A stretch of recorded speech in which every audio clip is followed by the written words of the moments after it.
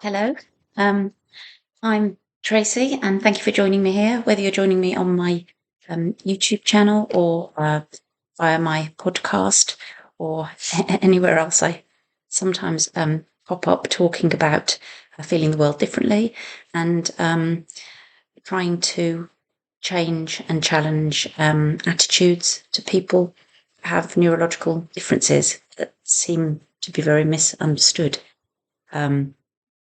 But I want to talk today about language and whether it matters, why it matters.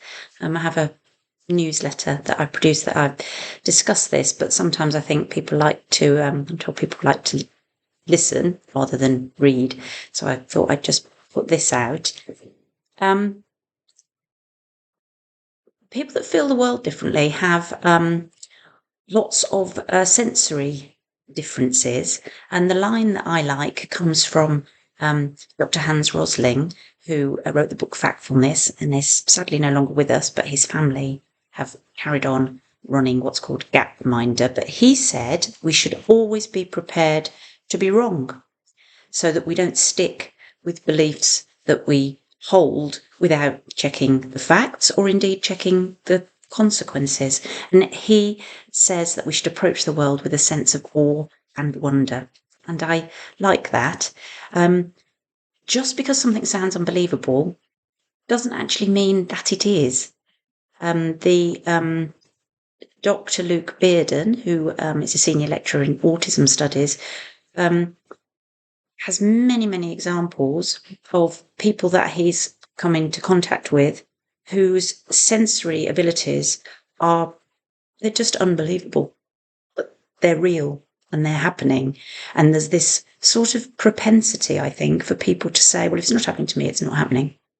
And that's a bit weird for me, but that probably needs some investigation into humans as a whole and the way that they think and want to belong. So many people feel and see and hear the world differently. You might be one of those people. You might be wondering why you don't seem to fit in, but you can't understand why. That was me for 50 years. There are far too many myths, misconceptions, and misunderstandings about neurodiversity and neurological differences. Better to listen to the people who live these lives. They are the ones who understand. That quotation, a wonderful line, comes from Dr. Kristin Hopatz, who is a clinical psychologist and will help us with our forthcoming book of sensory experiences and stories. We like to think that we are different, but equal, different. So when we talk about neurodiversity, what does it actually mean? Well, it seems to mean different things to different people, which is fine. That can lead to confusion and even more of the myths that we are trying to dispel. Everyone has their own individual neurology and their own ways of experiencing the world that we live in. But it is true that a majority of humans have brains that are wired in a similar way to each other. We know from MRI and EEG scans that there are standard neural pathways. When these are different or changed, they seem to be grouped under the term neurodivergent, ND. So there are neurotypical NT brains and there are neurodivergent ND brains. Even these terms are fraught with complications. So lots of people refer to themselves as neurodivergent. Lots of autistic people refer to neurodivergent brains and neurotypical ones. But then lots of others don't like the use of typical and divergent because it suggests a sort of normal, a standard way of being, which then we're not included in. Dr. Luke Bearden asks his students to use the term predominant neurotype, PNT, for this very reason. But even within this PNT community, the waters get even muddier. A quick survey of the very few people that I know revealed they all think neurodiversity refers to people who are neurodivergent. The neurodivergent community, on the other hand, refer to neurodiversity as being all of us, all humans. That makes sense to me. I presumed that's exactly what it meant, a diversity of neurology, and let's explore all of the different ways that people feel the world differently. But when I looked it up in the Oxford Dictionary, it states neurodiversity is behaviour and thought that differs from the norm. So there seems to be some sort of paradox here. Lots of people are speaking about their differences, like me. Lots of people want to be recognised and valued for their differences, like me. But then they're unhappy with words that suggest difference. So this is a minefield, actually, that I do not know how to navigate. And I don't want to upset anyone or offend anyone, and I respect all of their choices. But it becomes difficult for communities outside of ours to really get involved and help, because they're going to be tripping over the same language barriers, and they don't want to offend anyone either, so they're probably going to steer clear of things just because language is getting in the way.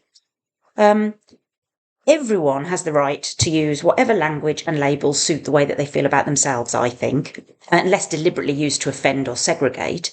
I would prefer to focus on how someone is feeling the world. So I speak with parents whose children were diagnosed with Asperger's and they still want to use this term. Now, whether or not Hans Asperger was a good guy or a bad guy is a hotly debated and disputed topic.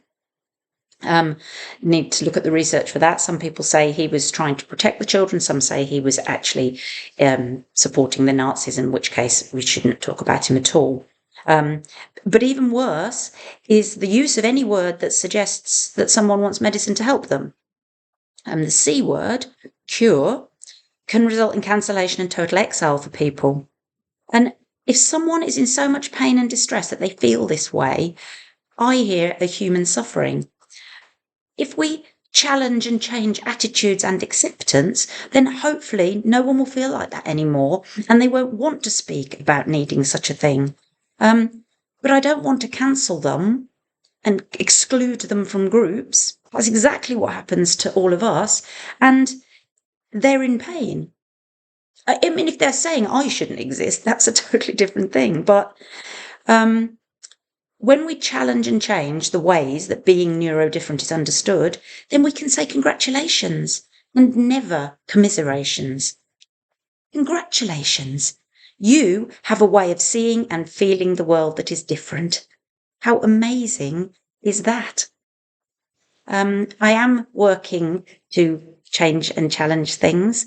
So I present and train in business and hospitality to challenge and change both attitudes and the environments that debilitate and even discriminate against us.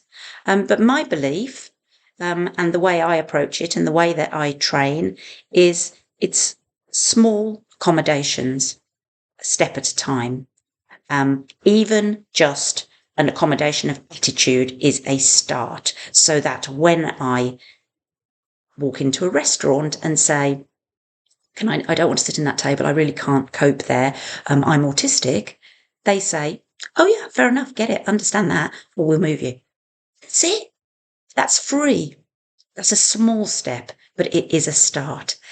So if I can help in any way, if you'd like to comment in any way, and if there are any topics that you'd like exploring, then please do get in touch. Thank you very much.